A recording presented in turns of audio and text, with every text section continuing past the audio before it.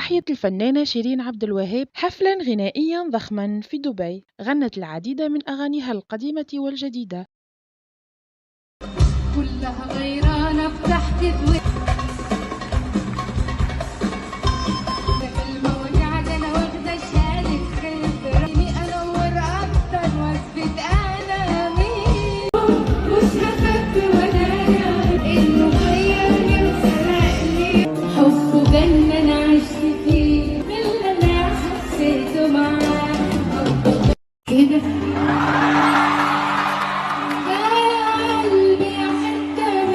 فتفاعل معها الجمهور بالتصفيق والترديد ورائها، وخلال الحفل سقطت على المسرح بسبب معدات الصوت، مما أدى إلى إصابتها في قدمها.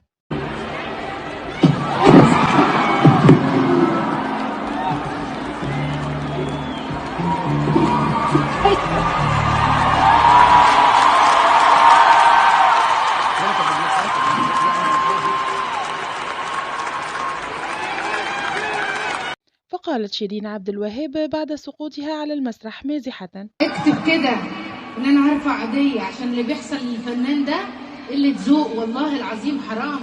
شوف اللي صار مع عبد الله المرشد قبل كده، شوفوا.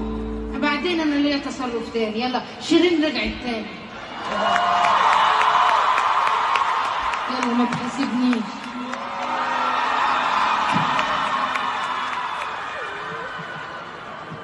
هطلب تعويض كبير. يلا خلينا نأمن مستقبل العيال. أطلت الفنانة شيرين عبد الوهاب خلال حفلها بدبي بفستان طويل باللون البنفسجي، اللون جميل جدا وملائم للون بشرتها. الإطلالة هي عبارة عن توب، فكان ضيق جدا، مع العلم أن شيرين خسرت الكثير من الوزن، لكن هذا لا يكفي. مع تنورة كانت طويلة جدا جدا جدا، الذي تسبب في سقوطها.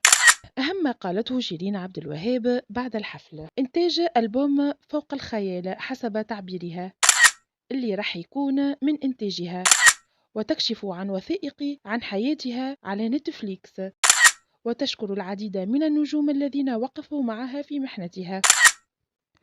كنتم مع قناة عالم الفن وأخبار المشاهير. إذا أعجبك الفيديو اشترك في القناة واضغط على الجرس ليصلك كل جديد عن عالم الفن وأخبار المشاهير.